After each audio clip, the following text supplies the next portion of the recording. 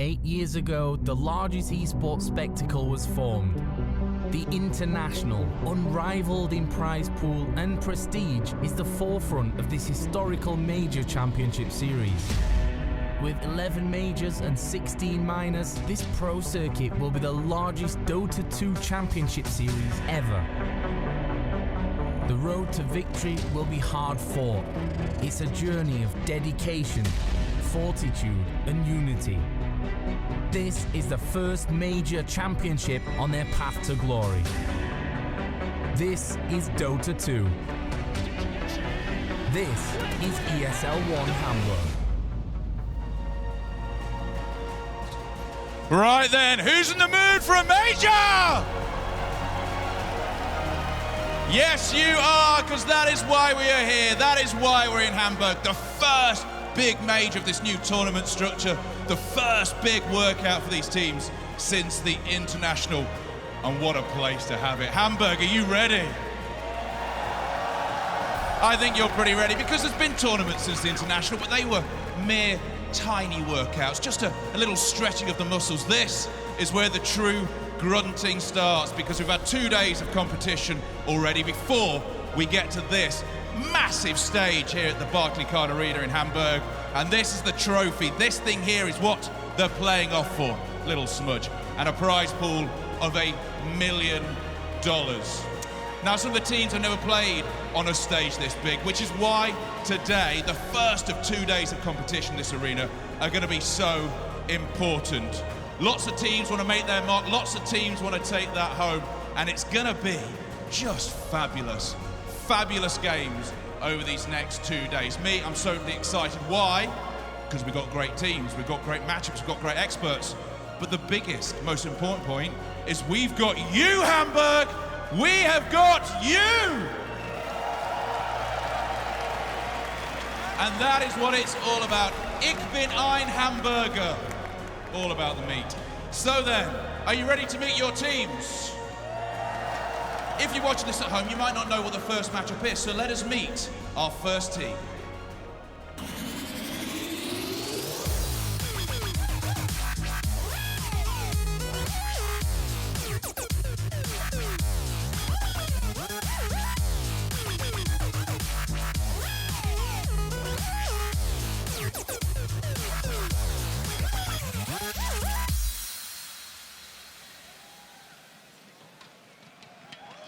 It's time to welcome into this arena. Please welcome Keen Gaming!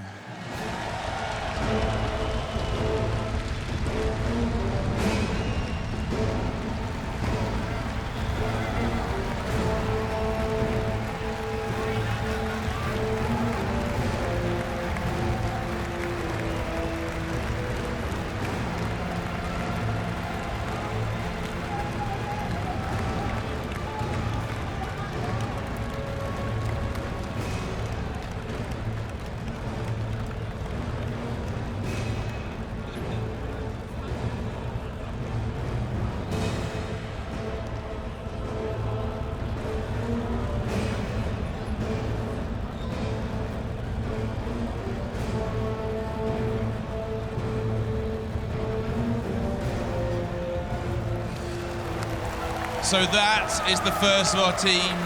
Keen Gaming, KG on one side, but it takes two to tango. Let us meet our second team.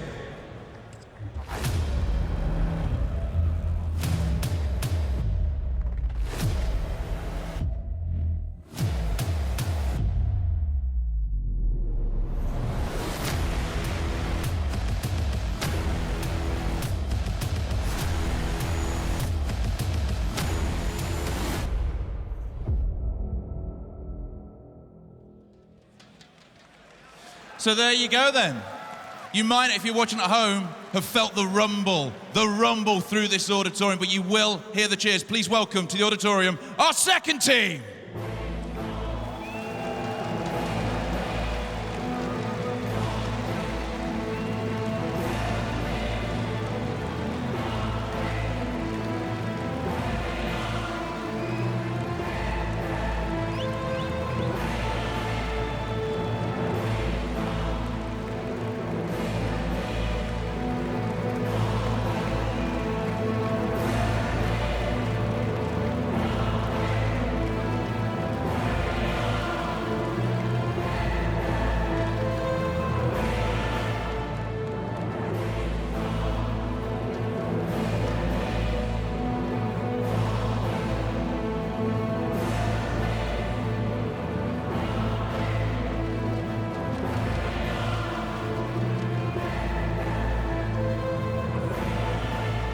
Right then, let's do a quick vote from the room. Who's winning this? Is it SG?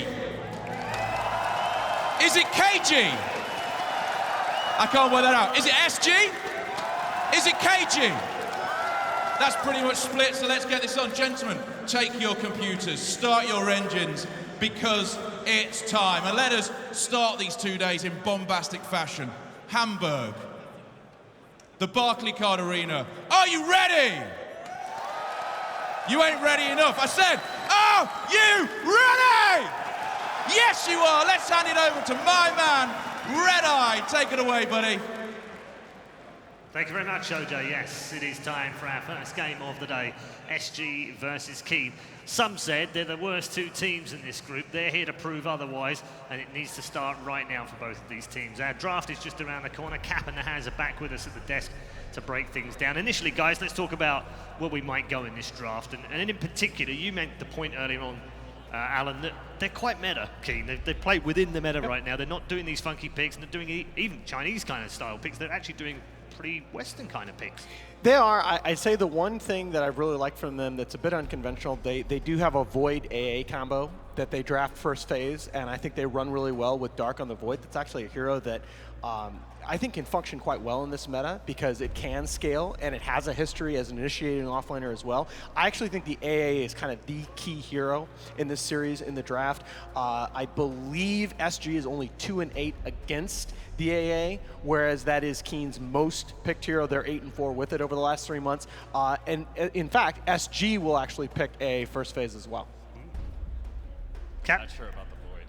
Not sure about the Void? You don't like Void? It hasn't been around for a while, is it? I think we've seen one in the last 3 tournaments. Yeah, I feel like that was very much a Chinese style, Yeah. and that I'm hoping that the Chinese teams learned from the first 2 minors that this is not really a viable, that it's just a little bit too slow. So I'm not sure if Keen are going to be able to pick that up. I was glad. I felt like when we first saw them in that best of 1 that they did not go for some of the style that we'd seen before. So I was glad that they were adopting a little bit of a faster style. One of the things that I do really appreciate about Keen, though, is that they're very disciplined, and they can win despite being outdrafted.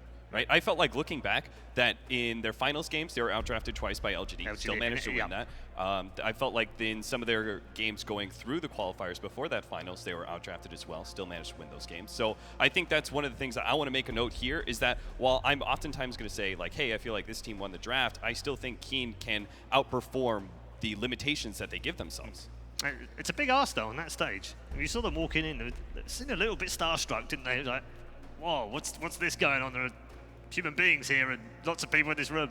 They seemed a little bit taken back by. They're going to close all of that off when they sit down. Anybody would be, but yeah, once you sit down in front of that computer, I think that the training takes over. The other hero that I wanted to bring up, especially with my man here, is Clockwork. Clockwork, surprisingly to me, now he's 8-11 in DPC Dota Pro Circuit play so far this season on LAN. So you take Star Ladder, PGL in this event. It's a little deceiving. Jabs is 6-0 on the hero. Everybody else is 2-11. Both teams picked that hero. Good chance we'll see it in the series. Yeah, I think that the 4 positions is definitely the clear duel in the drafting between these 2 teams. I feel like both of them do prioritize, and it's a similar hero pool as well. Like, we're not only going to have Clockwork really valued, but Nightstalker and Earthshaker, especially Earthshaker a little bit more for SG, but it's still very important for Keen Gaming as well. So I think that's going to be the biggest duel when we're looking at our first 2 bans and our first couple of pickups is those 4 positions and what gets through and what doesn't, because we've got other heroes like Nyx Assassin who are also very important, especially for SG. Spirit Breaker would be the other one for SG as well. So there's definitely, you've really got to think about what you want to present the team. And that's the thing, right, is that you present a 4 position to the enemy team, you can at least plan around it a little bit more, where you say, we don't want to play against the Nyx Assassin. We don't want to play against his Clockwork. And we leave open, say, an Earthshaker. We can at least know to play around that, but at the same time, maybe there's a little bit of mind games there, right? Maybe you don't want to take the obvious pick. But apparently SG are down for that. Yeah, you give it the Earthshaker, and we set that apparently we set this up really well. Yeah. Well, we're going to have a TL Core Earthshaker. They grab it. Yep, that's a comfort pick for them. TL Core plays that hero at a very high level. It's interesting. As we go on with these drafts, if we have the opportunity, I'd like to talk about the Nyx, because the Nyx is actually 3-12 only. It's a hero that a lot of teams value. But yeah, you look at the first phase bans, out of the 8 most banned heroes so far in DPC play, 7 of them are dedicated 4 and 5 supports. So it's not surprising. The only core being Venom. Yeah. That's banned in the first phase. Yeah, Chening's, and there's the clock. Yep, that's the clock. All right. I really like this. I think Keen Gaming set this up very well. They presented the Earthshaker, which we know SG is going to take it. It felt very important to them at Star Ladder.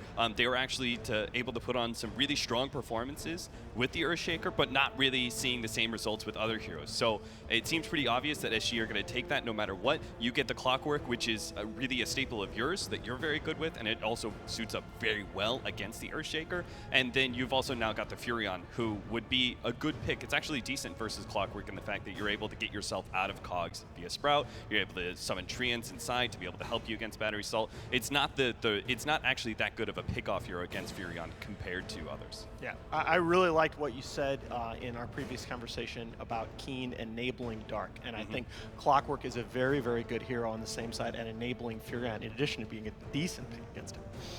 And then we're also going to be seeing SG pick up the Batrider, which doesn't, it ignores the Clockwork. But as you were just saying, right, we're more likely to see our Clockwork enabling the Furion, so he's not necessarily going to be focused on shutting out the Batrider in that safe lane.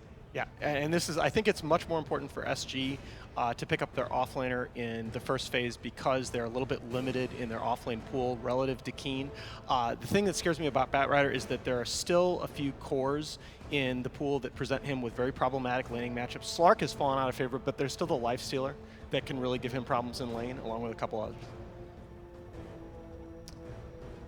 So they're going to actually ban away the Ember Spirit themselves. That's a little bit surprising to me. Look at the Arc Warden ban. Yeah, get that Arc Warden out. That is the honestly. signature hero on the side of SG. Yeah, I think you don't want to leave yourself open to those possibilities. Like now, Arc Warden is actually seeing more of that Meepo style pick, or where Broodmother used to occupy, right? Which is one of those like specialized picks for a certain team that is very tough to play against, and you really have to know the strategy against that hero in and out. And if you're feeling a little bit uncomfortable, just take it out of the pool immediately. I actually hate that hero. Every single game of Dota I've ever played with an Arc Warden on every side has been a miserable experience. Every support player in the world agrees with you. Yes, yes. Also taking away the Winter Wyvern, but it's the Ember Spirit I want to go back to. That SG are taking that one out of the pool, despite the fact that, yes, Keen Gaming absolutely can pick it up. It's great for them as well, but it's an SG hero. It's an ATR hero all the way. So that is a little bit surprising to me. Do you think that leads you to believe that they've got some sort of plan? Yeah, sure, absolutely. Maybe it's a counter to what they want to pick? Well, that's the thing. It's a weird ban because, I agree with Captain, it's a weird ban because you think of, there are a lot more heroes in the pool that counter Ember. And you ask yourself, what does Ember counter? Ember counters an overall lack of disable on the other side, but he doesn't necessarily counter particular heroes that well. He's also Ying's second most picked behind the DP, and then they ban the DP. So I think this is a targeted ban to their mid lane. Yeah, I think they, like I said, I mean, it's the two heroes he's played the most of all. His third most, for instance, is the Outward Devourer and Viper. Those are his top 4 right now. But the Death Prophet and the Ember way out ahead. Yeah, I just think they're recognizing the importance of playing around ADR. They know that they need him to be the playmaker. I love this Svenge pick in this spot for Keen Gaming. I think we saw a lot in the early part of this patch. We saw that first phase flex picks were really big. I actually like a flex pick in the 3 position, and the Vengeful Spirit, they're not necessarily going to go to it as a carry, but I think the option of it here is very powerful. And now, SG actually do have to worry about a potential Drow pick in the 4 out of Keen. Yeah, it gives you a lot of pressure when it comes to pushing, but I am unconvinced about its versatility. Because I don't think that it performs well enough as a 5 position for you to really be able to value it high enough, right? It's like I still like it with a Batrider on the other side. As a 5 with a Batrider on the other side, I'm absolutely fine. That is fine, but I think there's still like 5 positions that would have been valued higher, right? And we're instantly going to pick up the Lifestealer. So then it's like we're locking in that with the fact we do have a Vengeful Spirit 5 position, but again, we still would have had other 5 positions that would have been, I think, a little bit more value. But it is also turning into a really nice physical damage strategy that we're coming out with the minus armor and now the life stealer. As you pointed out, great hero against the Bat Rider in laning phase. Yeah, this to me, and this is why I favored Keen Gaming in this series, that SG is so much more limited in their offlane hero pool that I feel like these second phase by Keen is just punishing SG for the first phase Bat Rider. Super hard. We're going to pick Avenge, a 5 position that without the Bat Rider counter is not great, but it's there, and now the Lifestealer. The Chaos Knight, though, I like it very much against the Lifestealer, because, of course, you know, you Phantasm up around the Lifestealer, he can't lifesteal off of your illusions, and you've got that burst physical damage with the Lifestealer's low armor. It's a little difficult to play the Furion against the Chaos Knight as well. When it comes to the laning phase, you have so much kill potential, no obvious escape mechanism. That being said, you do have to learn to play a bit suicidal. Plus, you'll have the Clockwork to be able to help you out. If he comes in with level 1 cogs and burns out the Chaos Knight pretty early, be a huge win for the Furion when it comes to his laning phase. So biggest weakness of the Chaos Knight, he is one of the worst cores in the game at playing from behind. He has absolutely no flash farming capability. You know, this hero, he falls behind, what's he going to do? He's going to have to, I think it was Artur at EG the other day that I saw Artur have to like pop Phantasm and go farm the jungle. Maybe this is another team I'm thinking of, but he just can't survive losing a laning phase. And I worry, so far, I like Keen's lanes quite a bit. I wonder with this last, how many other of the heroes that are left in the pool? Because I was thinking like if SG were able to get like a Bloodseeker mid in this sort of situation, that would be able to really limit what Keen is able to do with their core so far, between the combination of Bloodrite against a Furion as well as the being able to lock down a Lifestealer. He hates being ruptured up like that. We don't have we don't have more of a clear initiator and lockdown hero for Keen other than Clockwork, which is pretty easy to work around with Force Staffs. So I really want to prioritize. Well, I mean, you have to make sure the Chaos Knight has a good lane, but if we can also get a really farm Bat Rider against the Lifestealer in the mid game and be able to have that Force Staff up, I think you could play a lot of kiting games with Keen's clear initiation advantage that they have right now. Yeah, the Lifestealer ban by Keen, the Puck ban by Keen is really, really sharp. Indicates they've done their homework. Puck, I think, if he wasn't banned, would have been the insta pick for SG in the 5th position. ADR is great on that hero. But I think, yeah, given the style that SG plays, I think you need more of a teamfight initiator here, a hero that's going to be in the thick of things, and you're going to get that in the Queen of Pain. Also, the mobility, doesn't have to worry about those cogs. Yeah. Well, the animation on the blink can be a problem, but there's a lot of need for a big lockdown hero, and with the Puck banned by Keen Gaming themselves, there's not too many mids that are going to be able to give you that option. Oh, I think they've got, really, I think they've got plenty of lockdowns in the first 3. I think they needed just AOE for a teamfight presence. I think it's hard. It's like difficult to be able to get on top of her with Vengeful Spirit. I'm sorry. We're saying something. Yeah, I'm just talking about. I thought SG. I meant SG. Yeah. I think has more than enough lockdown. Yes, I agree. SG does have the lockdown. They have the initiate. Sorry, when I said earlier, SG is a clear initiation advantage, right? Because they've got both the Earthshaker and the Bat Rider. They've got basically disables that destroy the idea of a magic immunity hero, right? Lifestealer's not going to be feeling comfortable just pushing out lanes and being able to rely on that lifesteal. This is Keen Gaming. They're going to have to play very disciplined and pretty fast. I think you're going to have to play like very much into SG a lot, and SG has a lot of teamfight heroes that can turn around on you. They're a little bit cooldown dependent just on the Chaos Knight when it comes to taking objectives. So I think Keen Gaming, their way to victory here is just to continue to hit SG over and over again, hard and fast. What do you think about the 5-year Mirana for Keen Gaming? That was the hero that popped up to me the most, but again, it doesn't really give you any sort of lockdown. I could take a Lena or a Monkey here. Well, Lena would be good. Lena, yeah. Good. Very good call. Very good call, Paul. I like that a lot. I think it lanes well against the Queen of Pain. It can have kill potential on the Queen of Pain when both heroes are around that level 6. If Lena can just get a little bit ahead. And I think the path to victory for Keen is just lanes. Okay? You see this so often with teamfight strategies. If Keen Gaming can just win that laning phase convincingly, the teamfight combo potential of SG Esports is just never going to come online. Yeah, I agree. I think that Keen Gaming, that is a clear advantage that they could give themselves. They've got the Lifesteal against the Bat Rider, the Clock to be able to burn out the Chaos Knight, make sure the Furion has a good lane. You could see an early rotation from him. I don't know. I still kind of like SG's Esports drafts a bit more Chaos Knight is still pretty hit or miss for me. That's the biggest weakness in my mind when I look at that draft, is the fact that they have plenty of team fight, but if Chaos Knight falls behind, no matter what, it's like still hard to be able to end the game well enough. And you're going up against a team that could actually beat you out in the late game with like Furion and just trying to get good initiations with Lifestealers. So They're going to have to play around that Chaos Knight quite a bit as well, aren't they? yeah. I think this is all about. I think this is all about whether you can get to 20 minutes with your Chaos Knight ahead. If you get to 20 minutes with your Chaos Knight ahead, you are in really, really good shape as SG. So, predictions, gents, for game number 1. Are you sticking to what you said before, which is even if SG have a better draft, you still feel like Keen might come through, Cap? You know what? For my prediction, I'm just going to go with SG here. I do feel like I like their draft a bit better. Keen Gaming definitely put themselves on a knife's edge with this strategy that they're running. It doesn't have a whole lot of leeway for failure. Okay, Alan, very quickly. I'm just on the knife edge. I'm going to go Keen because I think they're the better team. This is going to be very close. All right, we're going to send it over to your commentary team. You guys are ready in the audience. You're ready at home. We're ready for game 1, and so too are our players. Enjoy as SG go head-to-head in game 1 with Keen.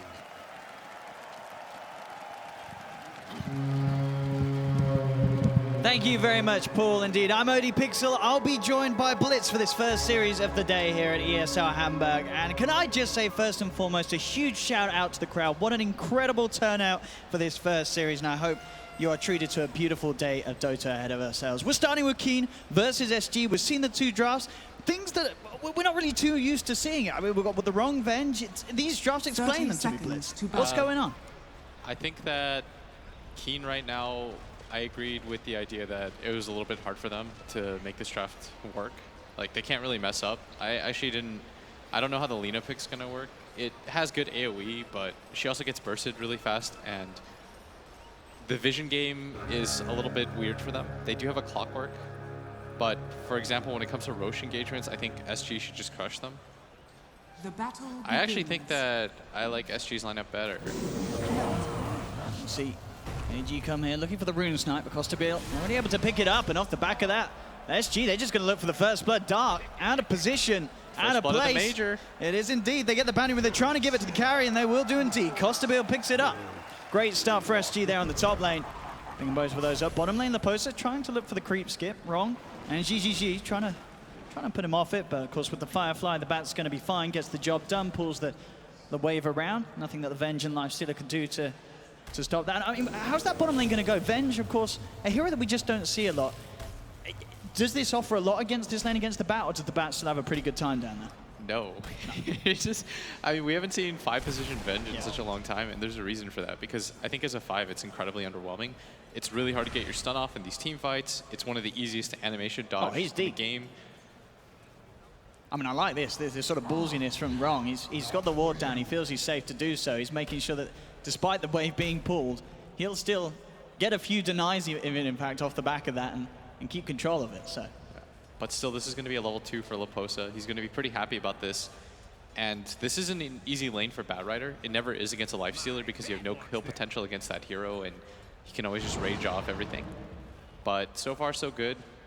Not a bad start for the Batrider by any means. And it's this Queen of Pain right now, who is struggling a little bit. Already had a pop herself, and mid is very regen heavy. And of course, for those that didn't catch Keen Gaming in the previous match here at the Major, in the mid lane will be Ying on the Lina, and the other name you may not be familiar with because of the Chinese characters is Tian Ming, who will be moving around the map on, I believe, the clockwork, and indeed, there we have him, appearing up on the top lane to back up Dark. Dark is in trouble, gets brought in by Costabil, man goes pop, so they have the stun ready to go. Fishes there causing some issues. Still not quite enough control to bring down Dark. They'll actually turn towards Tian Ming, who headed into the middle of it all, trying to split them up. He's bringing Theolacore down. They're trying for the Shaker, but Tian Ming, he's got to be careful. He's got another battery assault. They're looking to chase this with the Treants as well, hunting for Theolacore, but SG a little too speedy. Keen Gaming can't quite close the gap. Wrongs also now come up to join this top lane and try and put an end to SG being able to bully this Nature's Prophet out of it. But this mid lane, I mean, is this expected to be this sort of one-sided, to have this lead for Alina in this matchup, or does this surprise? It doesn't surprise me too much. It is a really annoying matchup for the Lina because you can just push the wave in and get very aggressive, get a few right clicks off for free. Because you have the range advantage, you can trade very easily. So laning ways, I think it's pretty good right now for Keen, just because they should be able to win through these lanes. This aggressive tri-lane, it's not getting a lot of farm, but it's doing its job, being as annoying as possible, burning regen, and they're allowing their life stealer to just get solo levels against that Bat Rider right now. Absolutely, and this is what one of the few cores that can be left on their own in this lane against the Bat, right? He's going to be fine down here, GCG. He doesn't care about the Bat. And that's why he doesn't go for something like the Magic Stick, and that's why we see the Bat Rider go all the way around at bottom lane for the next wave, as in mid. He's got to be careful here. He is getting a little bit low. He's got the salve, but looks like he's going to make the trip back to base nonetheless. Low on the mana, worth taking the time to refuel. Yeah, and this is where the Queen of Pain is going to catch back up in this matchup. But meanwhile, up at top, Dark just staying in the lane, doesn't really care. And even if he dies at this point, I don't think he mind.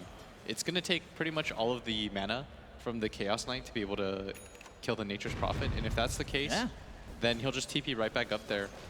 And you can't underestimate the punch he's got as well. Now with the phase boots complete and having that Vengeful Spirit in the neighborhood, if Keen Gaming find the lockdown, it could certainly hope. They've got the Fissure from Theolacor, and that will put an end to it. So even though they do have a hefty amount of physical, SG have two supports that are very good at sort of disabling Keen Gaming and stopping them from being able to hammer into the Chaos Knight.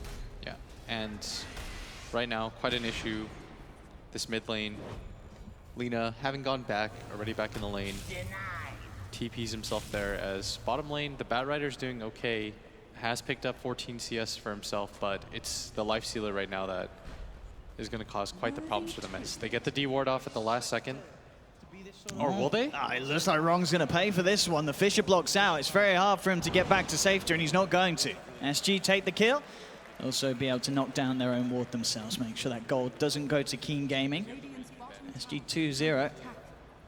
Certainly having a good start here in terms of kills, but as you say, the farm is looking nice for GCG. Yeah, I think he should have just suicided for that ward. You might as well get your money back. But here we go, as up at top, I mean, it's still Keen at the top for all 3 CS, as the Bat Rider now gonna farm up a little bit of neutrals. But still laning phase, I think Keen is really happy with how things have gone. Yeah, those numbers looking good on the last hits. It's all about these rotations from SG, and they've not been really able to do much with the Shaker and Jakira because they are pressured to stay up top and protect that CK for the most part. We'll see if things change up now, as not only Jianming on the clock heading towards mid lane, but Theolacor is also coming across on the Shaker.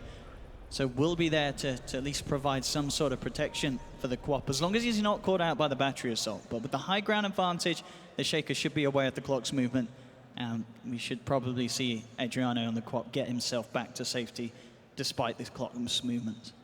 Yeah, quick pause as sort some issues, but I think Keen, they were meant to win the laning phase just by the nature of their heroes. They've got really good matchups, but it's going to be the team fight in the mid game where SG should be able to come back. Once their 2 core heroes get a Blink Dagger, the Queen of Pain gets a little bit of farm, doesn't need a whole lot.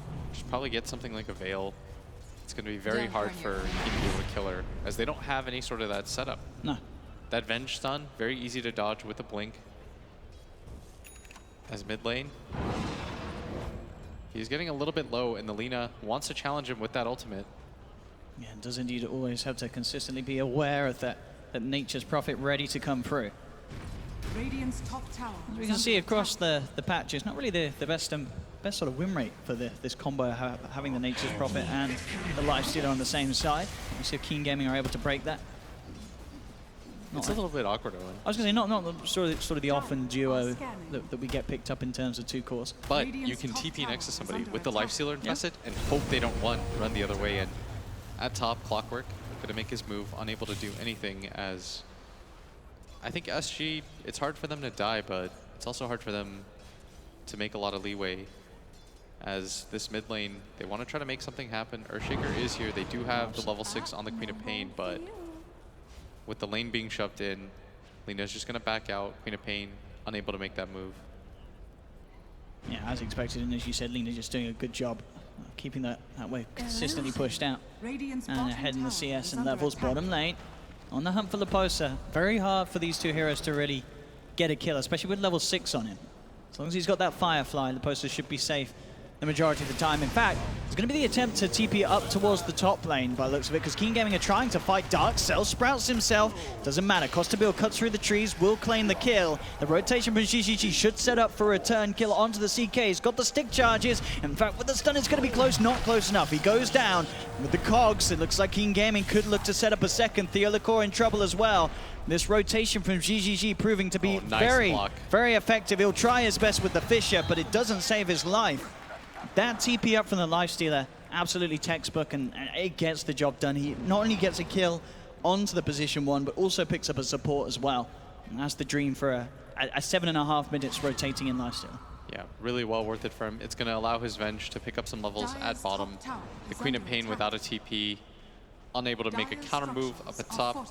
And Keen just going to get even happier as they're above 1k ahead in the gold lead as Kostabil makes his way up at top. But with the Lifestealer here, he can't farm anywhere. And look at the level difference between the Lifestealer and the Chaos Knight as a result of this aggro tri-lane. Level 8 on the side of Lifestealer, who didn't care about that Bat Rider whatsoever. Chaos Knight just hits level 6, and I think SG are aware of the laning disadvantage. They want to try to make these plays happen. It's a little bit early here, but without the Queen of Pain, it's a hard kill. A level 8 Lina. And you've got to be careful how you jump on this, because with the Laguna Blade ready, there's definitely the potential for her turning it around. They do have the poster there as well. Looking to lead him with the Firefly. With 4 heroes, it could be a good attempt, but in fact with the Fisher going on the other side, it makes it very hard for SG to close that gap, and all 4 heroes coming to the mid, they're just going to have to disperse. Nothing's going to be found out of that movement. That felt really forced. And they had a ward ready mid on the side of the Lina. As soon as she sees the Firefly, she just moves slightly to the left, and that's enough for her to get away. Even after the fissure, and SG, I think they sense that they are behind. They probably don't know by how much, but as soon as they take a look at that Lifestealer and they realize, like, we're getting outscaled right now quite heavily. Yeah, I mean, I think that's, you know, they are aware of it. We saw as soon as Kostabil hit level 6, just pops the Phantasm, uses it to jungle, anything that he can use to sort of close this gap and try and catch back up to this very, very big GGG Lifestealer for 9.5 minutes into the game. You need to get the kill mid lane. Stun is going to be there with the Laguna. And the pushback from the cogs, meaning there's no chance for a blink.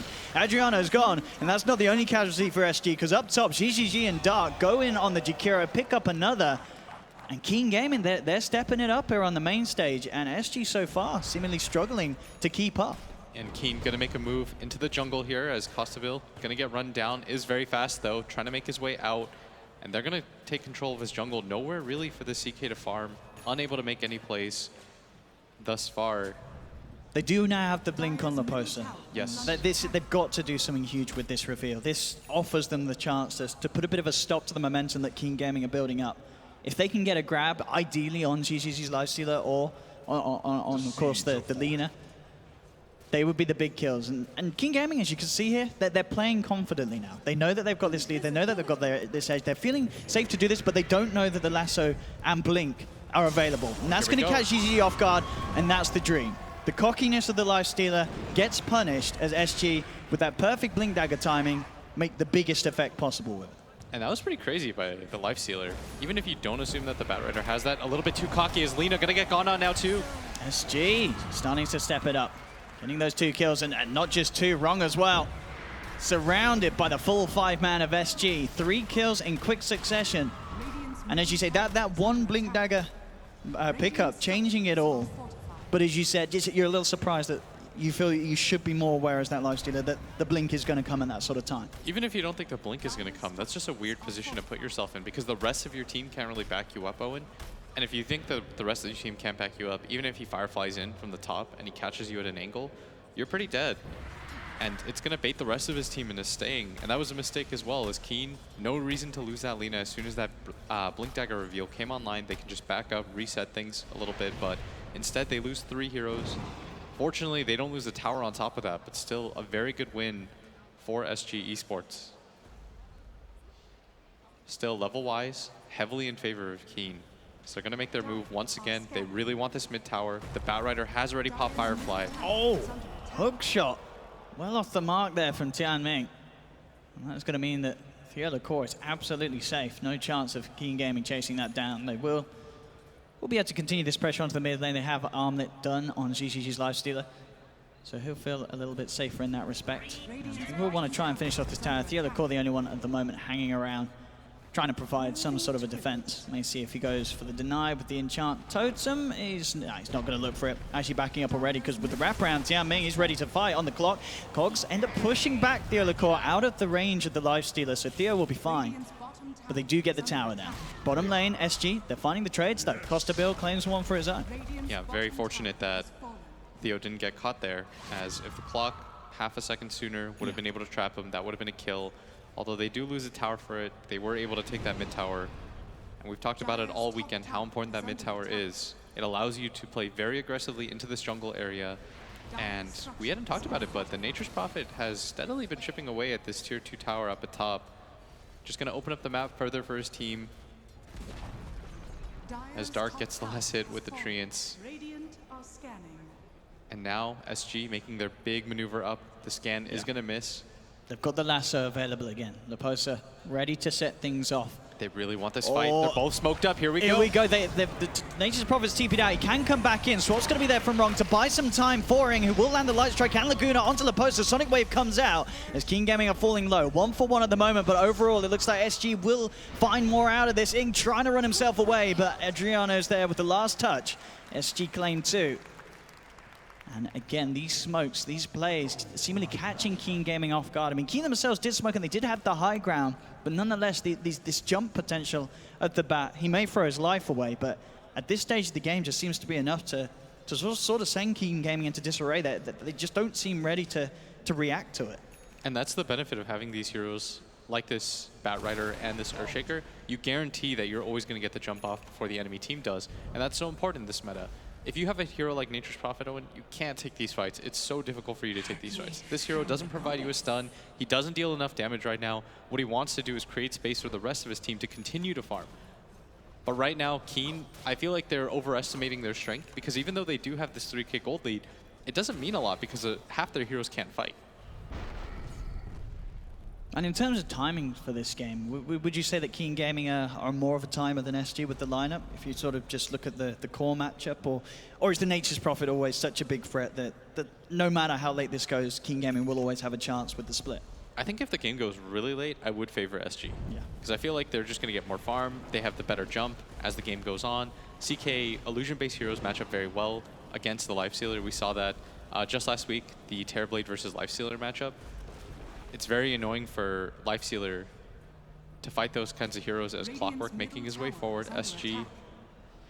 He's thinking about it. Without the CK there, that's a lot of their damage not available for them, but they're all going to move downwards. Tianming being a little hesitant in how he jumps, and understandably so, did catch them on the edges. The ward was popped down, but not too sure what waits around the corner in the darkness from SG. Haste Rune also on Adriano. Sonic Wave back up in 12 seconds. SG will be ready to go. Lasso also at the ready. So Keen Gaming have to be careful with their positioning and how they show in this mid lane. Ing at the moment is pushing the wave back out with the wave clear. Dark and GGG trying their best still to make the most of the map. What do you think about this Lifestealer bit? Not every day that we see a Lifestealer go Armlet into Medallion themselves. Yeah, that's an interesting choice. Probably allows for them to go for the early Roshan. And he is infested in a Treant. He's trying to set the weirdest trap I've ever seen, because they realize they don't really have the best vehicles. I mean, I like it. It might catch up. up. If it finds Theo here, he didn't expect that one. He did not expect. It works out, Blitz. It really does. You just don't expect that. You don't expect the Treant Inquisition. Who expected that? I mean, I guess you now have to be. You got to be scared of those Treants. You're worried about all of them now. You're setting the tempo for the rest of the game. Everyone is aware that that can happen now.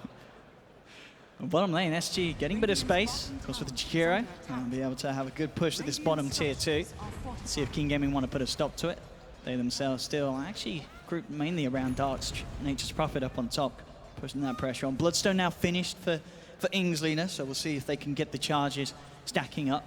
Jianming, no hookshot for 30 seconds, so hard for them to get the catch onto Adriano. Could look for some sort of swap into Light Strike play if their timings are there, but SG already backing up as soon as they start to see numbers turning up on the bottom lane. Got the ward down in the jungle of King Gaming as well, so they'll feel very safe with their disengage. Radiant's middle tower has been denied. I think SG, they should just wait for half a beat. Leposa is very farmed right now. He has 4 staff completed as well as a Blink Dagger at just 16 minutes. He's got a Dust on him too. Anticipating the Nature's Prophet Shadowblade maneuvers, and he's the hero that's going to be able to solo kill him, and that's why when it comes to this kind of matchup, it's very nice for Batrider. He's going to always be able to find that Nature's Prophet. Still, Bloodstone completed on that Lina. 4K gold lead for Keen. This is the kind of game that they want to have one, where the pace is very slowed down, where they're avoiding these large-scale engagements, and every time there's not a fight, they just take over the map. They've got so much of the map taken already with that tier 2 tower at top. They still have a large portion of their own tower still alive. They can slow things down a bit, and Wrong gonna get spotted here, and now they're going into Rosh. This is why the Lifestealer has that medallion. I'm going to do it quickly. SG want to fight this.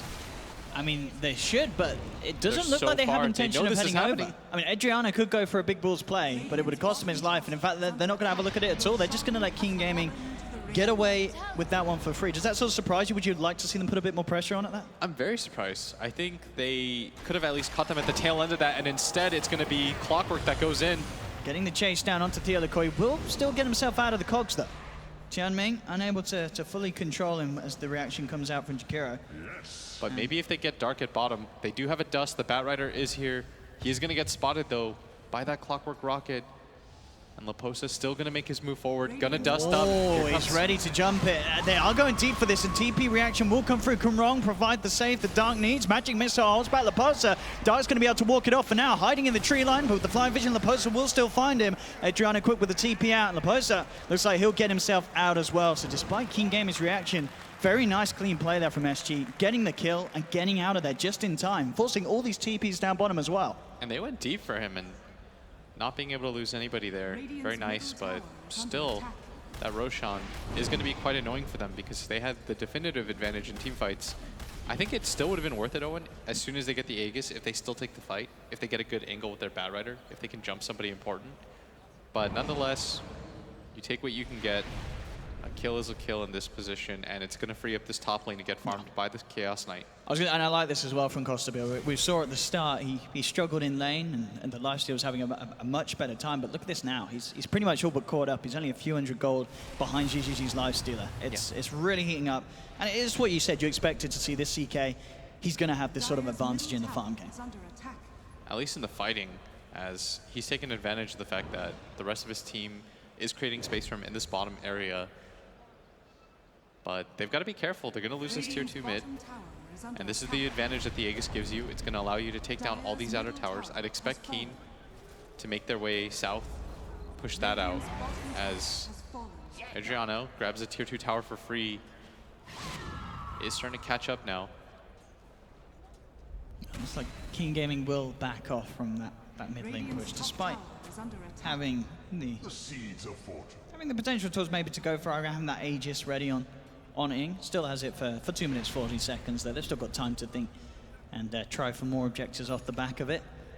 Especially with that Arcane Rune ready to go and nearly having the money for that completed Shadow Blade as well. Ing still sitting top of the net worth this game with the amount of waves he's been able to push out and farm. It does not feel good though, Owen, when you have an Aegis, you just go for the 5-man, and you know that SG are starting to catch up and farm. Everyone's splitting the map, farming wherever they feel like, because you show every single hero and you don't have the best catch. What is Adriano supposed to be worried about? Until the Lina gets that Shadow Blade, there's not really a kill combo for him. Absolutely not. And Tianming, he'll find himself a freebie there. Goes in deep. It is. They've got the ward down. And did give him the vision there to get that hookshot connection. And now there's the Shadow Blade. And as you say, this can add to sort of the recipe that could catch Adriano out. We'll see if he spots it. He probably will with this next creep wave. And oh no, it's actually going to be straight up Ing, going with the Shadow Blade. This could catch Adriano off guard. Yeah, and Adriano going to be spotted here. Ooh! That was very close. Still the swap. He was trying to find the angle for it, but the nighttime vision, though, means that they aren't going to quite be able to grab him. Adriano gets only just there. That was very close with that stun out of Invis. He was really quick on that, like exceptionally fast, as even Cap looked surprised that he was able to get out of there. The Venge misses with the Wave of Terror, throws it down a little bit too low.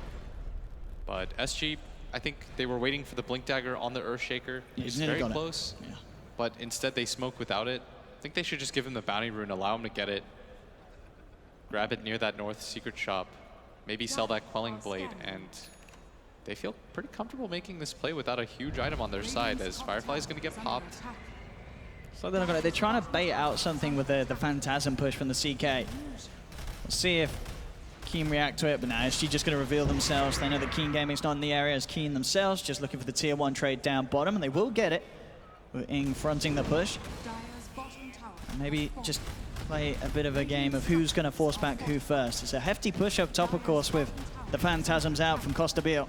He himself keeping himself safe in the sidelines, so they can't get the jump on the main hero. Tianming is looking to kick things off, and it's a pretty nice hook shot straight into the midst of it all. Catches Bardino, wrong. Oh, he just gets ripped apart by Costa Biel. They'll lose the Vengeful Spirit. Theolacor now jumping in with the Echo, locking down the Lina. They'll pop the Aegis. Tianming was able to finish off the Jakiro, but he himself falling down low. Theo's got the lockdown with the Enchant Totem and the burst from Adriano. They'll find a second SG. GGG's coming, trying to turn the fight around, but already 3 dead on Keen Gaming. Can GGG turn it around with the help of Dark? It doesn't look like it. SG still standing pretty strong. Laposa forces himself away, kiting out the Lifestealer. Theolacor still alive. Adriano picks up a triple. Still GGG, he's the big threat. Theolacor getting the blink out in time. Adriano is also going to be fine as well as he blinks out. Big kills there for the Queen of Pain. And despite GGG turning up, managing to get a little bit of a return for Keen Gaming, it's still SG taking the lead off that team fight. That was an excellent fight, and this is the issue with your team when you don't have these kinds of stuns. The Clockwork jumps in, and that represents most of your disable. The Vengeful Spirit can't really follow up with anything. On top of that, the Lina was the one to get jumped on. She had to use a lot of her spells defensively. No Force Staff on her, so when she's in the thick of things, Owen, she's just going to go down very easily. A lot of her abilities and her item build right now just geared towards pure offense. So if they don't get the jump, it's very difficult for them to play. And we saw that the Lifestealer, yes, he's very strong, second in net worth, but he just gets parkoured on. Everyone jumping around, blinks. So much kiting potential once that rage is gone. Lots of stuns, lots of control from the lineup of SG. Sure, once he's got the AC finished, that it's going to make him a little harder to kill. I mean, we saw then he doesn't die. He doesn't die. But it's, as you say, he just doesn't get as much as he would like to out of these fights without the lack of control for the rest of the team. Bottom lane, Dark's caught out. SG find a free pickoff. And in that fight, what we didn't see was that Laposa actually dragged the Lifestealer around the entire fight, was trying to kite him, separate him from the rest of his team, and so for the most part, he had to run around, trying to get back to his Lina, protect the Aegis. As Ying hasn't really had that presence on the map, continues to farm, but it's the team fights that really matter in a game like this, as even though the score 9-14 in favor of SG, down by 2k gold, but I'd imagine they feel very good right now. I mean, look at this as well. I mean, I wonder if he is going to follow through on this. GGG's queuing up the Blink Dagger. I mean, the kiting has frustrated him. Is that the way you have to go, getting the Blink on the Lifestealer? I don't even know if that's enough. He probably needs an Abyssal Blade at some point, but I think the Chaos Knight is still very happy about this kind of matchup.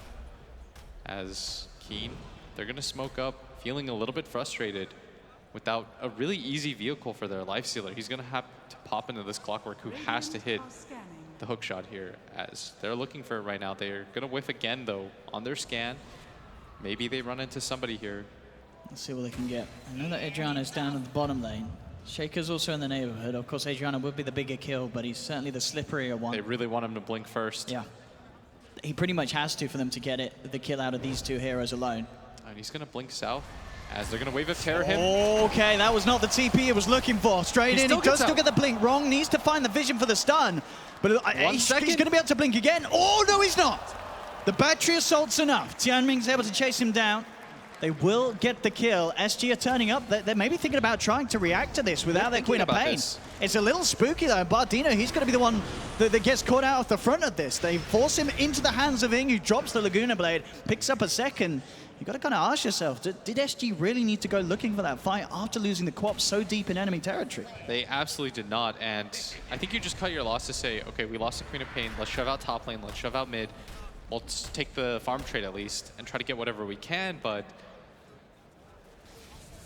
maybe they just overvalued their team fight, but even positioning-wise, it was a little bit off for them, and they were under the ward the entire time.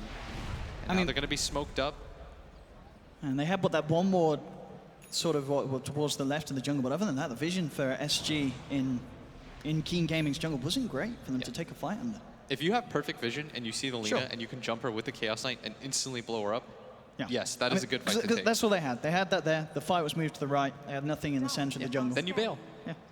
Fight's over for you. Reset the game. You lose your Queen of Pain, but it's okay. She's accomplished her job. She pushed out all the way down towards that bottom tier 3. They're going to have to reset that anyways. So now it's SG. All they did lose was the Jakiro, though. No need for us to overreact. As No.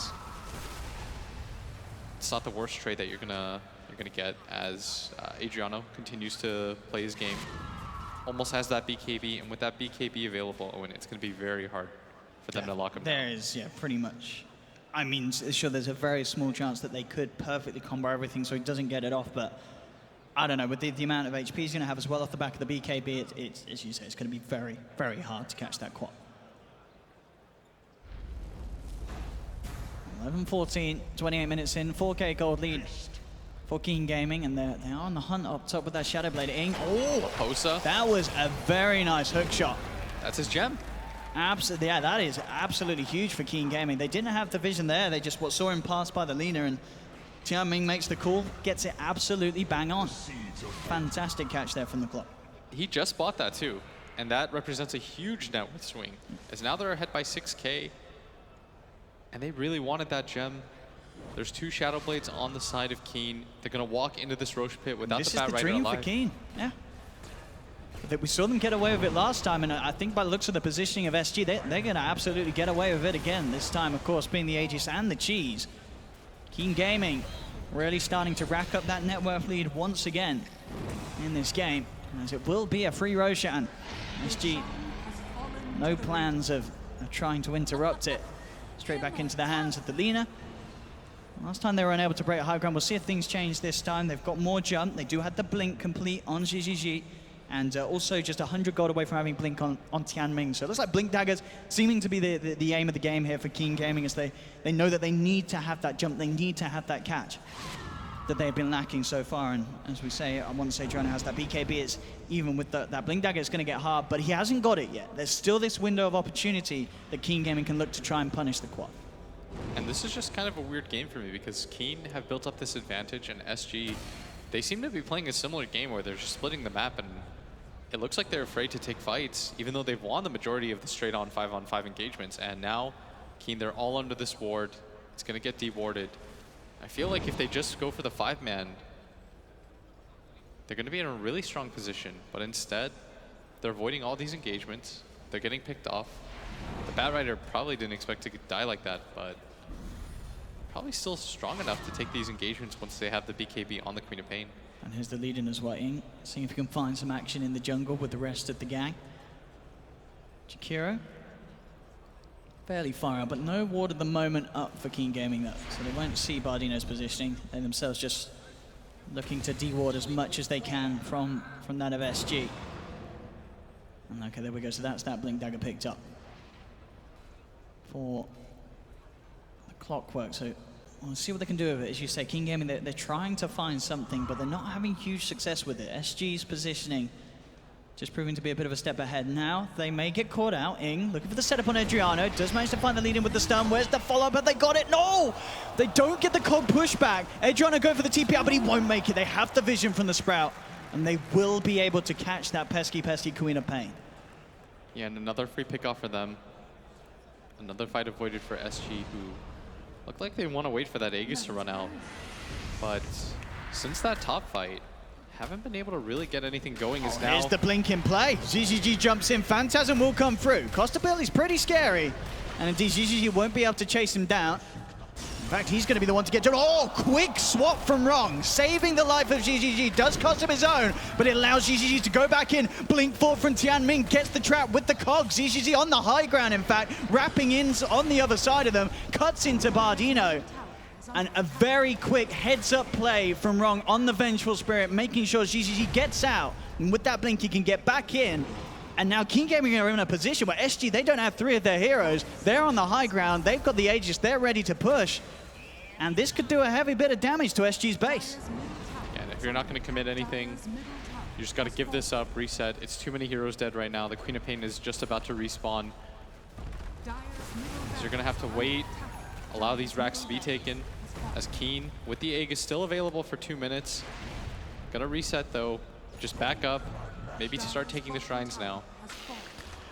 Very satisfied with that engagement. Very, very nice. And one of the reasons why, you know, in the past, in previous patches where Venture's been seen as stronger, she was never let through if you wanted to play a back right again. As we're seeing just how easily Ron can just put an end to any sort of initiation that the poster goes for. And just as long as you've got that sort of save, that pretty well with the one lockdown through BKB, through that magic immunity that SG have, he rages and then SG, they line up, they can't do anything to hold him back, especially with that blink. He just chases straight after them. Yes, so it's very important that the Earthshaker simultaneously jumps, or they're able to separate the Lifestealer once again, as they did in the previous fight, where they were successful. But the downside right now for SG is they haven't been able to take a team fight. All that's happened so far, Owen, in the last 8 minutes is them getting picked off one by one. Sure.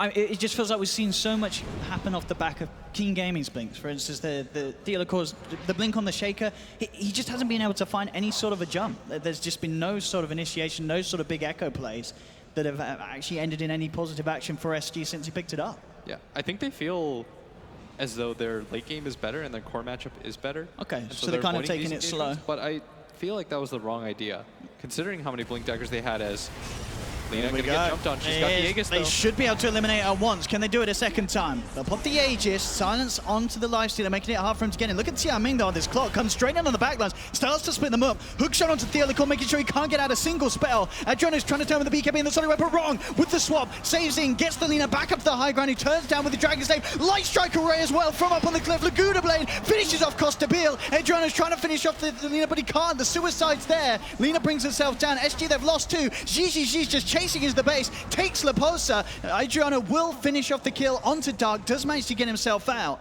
It's a 3-for-3 trade, but still, Gigi standing strong, blinking in. Adriano low on the mana. He will shrine up, does have that Orchid, but without three of his heroes, it's very hard for him to really stop GGG from getting away with this. He's just pushing in onto the tower. The buyback has to come out from the Posa. They have to do something to slow down Keen Gaming. As now with the bots coming through, Ing's ready to join the fray once more. Jump in from GGG, forces Adriano to blink back, turns towards La Posa with the open wounds. He has the Force Staff. We'll keep him safe. There's the Echo. That's what we've been looking for from Theo. Comes in with the two-man Fisher, and he looks like he will be able to punish the cockiness of Keen Gaming. They get the double kill, and bam, just like that, they have to get the hell out of there. Xiaoming will be fine with a hook shot. These are the sort of echoes that we've been waiting for. These are the sort of anythings that we've been waiting for right now. As SG finally take a fight, they're able to get the jump off. And every single time, Owen, that they've gotten the jump off in a game like this, it feels very easy for them to play, as we see again. Perfect time, catches them at the back end. Just as the rage finishes as well. Even stuns the clockwork. The gem would have been the big pickup for them, as SG successfully hold their top racks. During that time, though, they did lose mid, as the ranged racks went down. Still 13k gold lead right now for Keen, as they firmly control this game right now. And as you say, you know, it's clear that maybe SG do have this plan in their head to take it late, and they haven't really been forcing the skirmishes themselves up to this point. Well, maybe it will pay off. Maybe with these sort of team fights, if they can get these sort of jumps, catching out Keen Gaming, they've got huge amounts of damage, that's for sure, with the farm that both the CK and the Quap have. I mean, CK's still a little bit behind, but as long as he has that Phantasm available, he is going to do a lot in these team fights. It looks like he did have to change up his build because of the tempo of the fight. He had the Heart queued up, as we see pretty much most Chaos Knights go for that Arm that Echo into Heart, but with the way it's gone, he's had to pick up the Yasha, going for the Manta style first instead, just so he has some sort of progression that can help him in these fights that Keen Gaming are forcing SG to take. Illusion. And on top of that, he has that Blink Dagger, which I think we mentioned before. He picked that up like 10 minutes ago. But the point of it is just get in with the rest of his team. Yeah. The first initial jump is so important for SG. And man, losing that gem early on has hurt them so much. They can't play as aggressively as they want. They don't know if the Lina's standing on top of them. They've just got to place a bunch of sentries. They've wasted so much gold. And unfortunately for them, they lost it almost instantly once they bought it. As Keen it looks like Keen is very comfortable avoiding these 5-on-5 engagements. They're trying to split them up again, and they're just saying, we'll wait for you. We know that you guys might slip up again. Then the next Roshan might just determine the game. Yeah, I think Keen Gaming will certainly be aware and will feel the advantage they do still have on their cores in comparison. Overall to the 3 of SG. Laposa still makes a jump in. The hook shot is not going to be on mark. There's going to be nothing to save this Lina. And sorry, wrong, and wrong is gone. They did get that swap through. So Venge is out. But the hook shot, not quite there on point. Does cost them a life. Just even though it's Avenge gone, it does mean that they can't get the push continuing. SG will be able to hold it back. A lot of treants going the way of SG as well. Every little helps. Tasty 830 gold off the back of them as well for Adriano. That is a lot of gold. I mean, his net worth, it's pretty hot. He's on par with the Lina and the lifesteal, only slightly behind the Nature's Prophet. So Adriano's been doing a great job at just keeping these waves shoved back down. It's going to mean that he's very close to having a completed Shiva's Guard. And with that in his BKB, he's going to be not only a nightmare in terms of taking down, but the chase and catch potential is going to be pretty huge as well from this quad. And on top of that, he's going to grab his level 25 talent soon. But SG... I mean, I feel they really have to take one of these Roshan fights. They really can't need to let grab Keen Gaming get away with this for the 3rd time in a row. But it looks like they will, because Keen Gaming at this stage, they take it down so damn quickly. It's going to be another easy Rosh, 3rd in the game for them. That's Aegis Cheese. Dire's top tower is under attack. And it's been a while since I've seen a team go this uncontested into the Rosh pit. Considering you have Batrider, one of the better heroes, maybe the best hero at fighting around that area, you just Firefly up, you have complete vision of the fight. You'll always get this kind of jump that you want. And now it's Keen. They immediately make their way up to top. They feel very strong. There's no Phantasm for 35 seconds as well on Costa Bill, so they will be lacking that for the team fight. They do have the big ultimates in terms of the Echo and the Sonic Wave, and the Post is looking for the jump. Can he find the grab? Who he does? The Fisher sets up for the lasso. Do they have to lock down to kill him? No, Wrong's there with the swap out. The Lifestealer is going to be fine for now. Adriano's BKB gets popped. They'll be able to punish Wrong for that save, but it does keep the Lifestealer fine and alive. GGG will be okay. But they are now a man down, Keen Gaming, and we'll see if that's enough to put them off pushing further in. SG as well, able to contain their ultimates, didn't have to use them in terms of the Sonic Wave Echo Summon. Now the Phantasm that's back online, and that one pickoff seems to be enough. It's put a stop to Keen Gaming's push, and SG buy themselves more time on the map, and now, in fact, trying to chase out, see if they could catch anyone on the retreat, but it looks like Keen Gaming will get themselves back. But this sort of slowdown, this is great news for SG. And that was a really cool move by SG. They realized, okay, if we catch him with the fissure, we're going to have the ability to drag him back, at least for a little bit, but Wrong was still in position as now the move up to top is... Adriano, he gets the blink out just in time. There's the turnaround as Costa Bill's ready to go with the Phantasm, the Echo, with the Echo, the lockdown, the control, the silence. It's all too much for GGG. Double kill for Costa Bill. Ice Path through the Sprout. They'll get a 3rd. Triple kill for Costa Bill. And I gotta say, it's looking scary. SG, it seems like they had this plan to play it slow all along. They may be a Rex down, but fights like this, it's got to scare you if you're Keen Gaming. You're losing your lifestealer like this. The CK is getting absolutely amped up in terms of net worth. He was a clear 4K behind in terms of gold about a few minutes ago, but now he's catching up to the rest of the cores in the game. And as you said, as the game goes on, late game CK against a lifestealer, it's absolutely terrifying for GGG. And it's not just that, it's the rest of the heroes. If you always have the jump advantage with heroes like this Earthshaker and this Batrider, you're going to feel very good because you know that you're going to be able to get your damage out and Keen is going to get kited. And so right now for SG, if they continue these 5-on-5 engagements, they play as 5, this is where they're the strongest, even with the Aegis advantage that Keen have. And I feel so bad for Wrong Owen. He's had to throw his life in so many times for the saves. And they've been fantastic saves, but no way that his team can save him after he himself goes to save the core. He might be wrong, but he's definitely playing this right. I see what he did there. I appreciate it. Somebody had to do it. I think we already did, Will. Did we? Probably too many times, yeah. Worthy twin. Let's see what SG can do here. The poster, ready to see if he can get a cheeky grab outside of the base, but Keen Gaming, they're keeping it safe up on the high ground. Once he's got that BKB as well on the back, it's going to be much harder for Keen Gaming to put a stop to him jumping forward. Yeah, and they weren't able to utilize the Aegis. That's the best part about all of this. They got their gem back, I believe.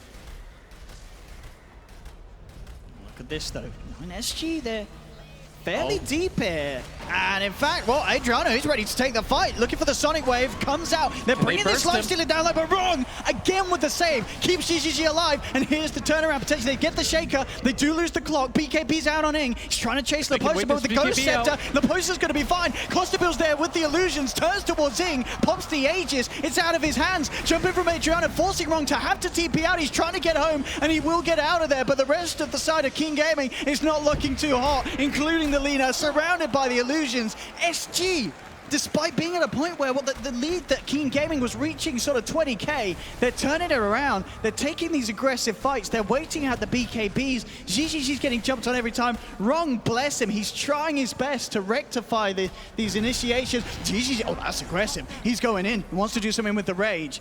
Can SG jump back in him though after the race? That's the question. Oh, they do! Blink! The Blink CK catches him off guard. The Ice Pass down as well. Wrong again, having to throw his life away for his cause. Wrong. I mean, this Venge, he's doing his best. But his team just keep making him happen. There's no Wrong to back him up this time. But GGG will get 1 kill out of it. Has to get in the creep, jumps back out. Gets the bash onto Adriano.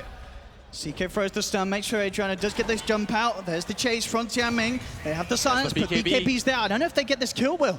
He's still going to have the blink up. In fact, he's standing his ground trying to fight. You have to be careful because of the bashes on the lifestealer. Sprout comes through. They have got the Hex. They should get the kill, and they do. They will be able to punish Adriano.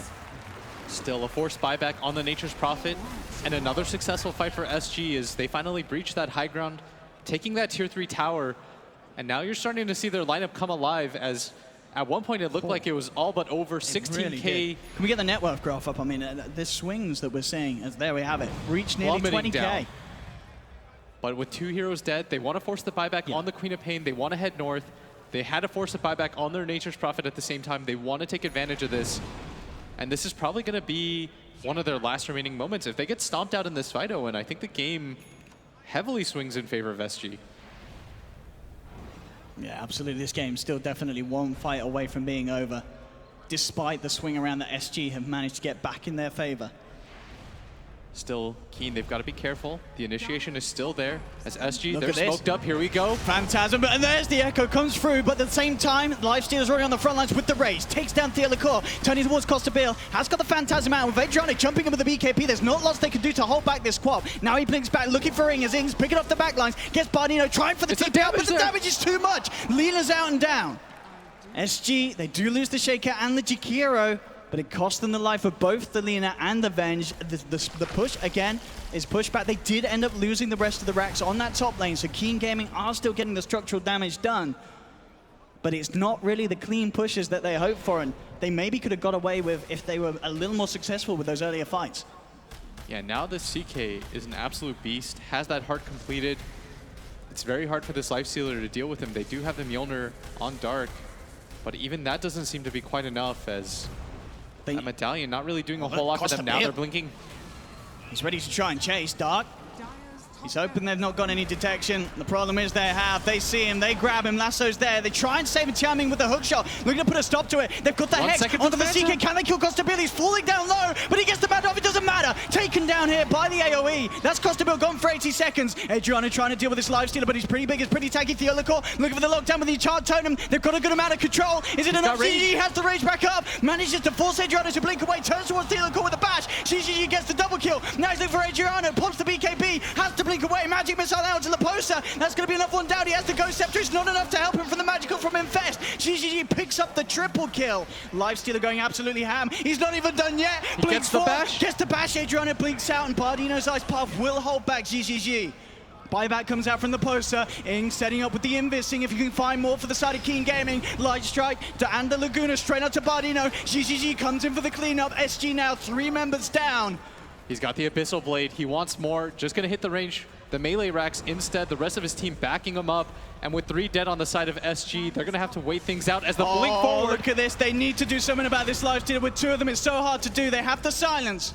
Will force GGG back for the time being. They've got the lasso. Ghost Scepter as well. Trying to drag him back in range of the tower. Wrong again there with the swap out. Does cost him his life, of course, for the 10th or 11th time. I don't know how many times that's happened, but it will keep the Lifestealer safe. Worth it every single time. Absolutely. The life of a position 5 Venge, and he's playing it perfectly wrong. Perfectly right. Well done. as now the Lifestealer, I mean, their jump potential, they used everything on that Nature's Prophet. They weren't able to bring him down. And the Lifestealer had the perfect angle on that, was able to Abyssal Blade that Chaos Knight. He had 1 second. 1 second for his Manta. So and now close. the 4th Aegis of the game. If this goes to Keen, I mean, we said it every other time, but the Aegis and the Cheese making a difference. I mean, they have the Phantasm, the Echo Slam, but again, it's just, at this point, it's understandably very hard for SG to get out to the pit. Yes. With the way that the waves are pushed in bottom lane. Where's the follow-up? I don't think it's there. He is completely on his own, forces the BKB, but I don't think they mind, as they're going to get the bigger prize here. Yeah, Aegis and Cheese once again. And I got to say, we're seeing in the fights how clutch sort of these itemizations from Keen Gaming have been. You know, getting this Orchid on Tianming's clock and making sure you had the Scythe on Dark. These sort of lockdowns are what's changing it up, making sure that it's much harder for Costa build to get off that Phantasm and the Manta, as we've seen, with no BKB in his build, of course. If they can get the jump on the main CK, the fight gets so much easier. If they don't, Costa build, he's just going to rip them to pieces. They have to make sure this CK can't get away with going ham with the illusions. You don't know how close that top fight was. He had half a second for his Manta style. If he's able to get that off, then he can turn the fight onto the Lifestealer. Yeah. But the Lifestealer got through like 2,000-3,000 of his health before he was able to get that Manta off, and by that time he was already dead. And so it's SG. They want to take a fight outside of the base. They don't want Keen to just play that long-range assault game with Wrong sitting in the wings, waiting with the swap. It becomes much harder for them to take the initiation in that case. And Keen nowhere near that bottom area. Instead, they're farming out. And GGG's Lifestealer going to be a lot harder for the CKs to deal with now. He's hit the 25, he's got the plus 15 armor, so suddenly the sort of physical damage that was causing some issues for GGG is going to be lessened. Yeah, and it's this Tianming Clockwork who's done so much in this game. It's been really nice on that Blink Dagger pickup. I mean, both Tianming and Wrong, the two supports from Keen Gaming have been absolutely doing everything possible to enable their cause, and it's really doing it. It was the engagement on bottom. Remember when before they opened up the bottom lane, he TP'd out in front of 4 heroes and just casually got away. I was like, all right. This Queen of Pain, level 25, almost completely slotted. Has that Bloodthorn complete. They do have the damage if they can really get on top of heroes. It's just all about who gets the jump. Yes.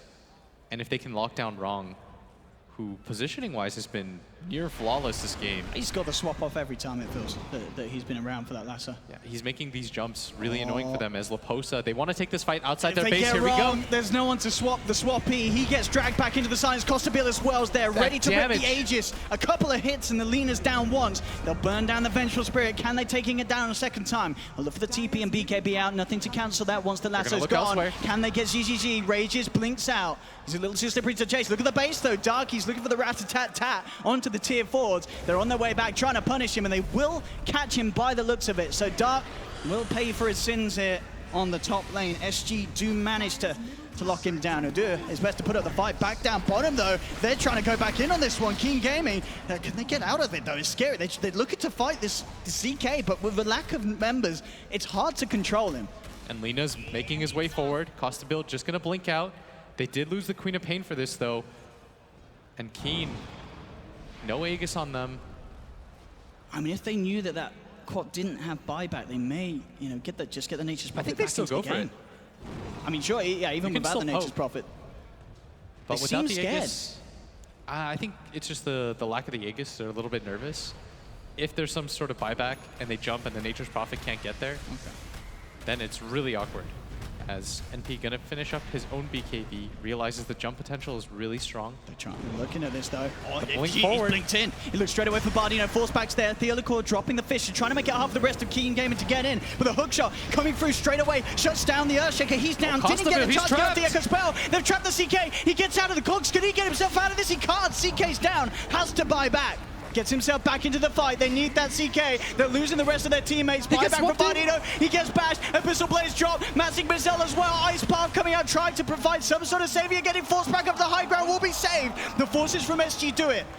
They'll give Costabil a second chance, but bottom lane, the racks are gone. SG with just 3 members against the full 5-man of Keen Gaming.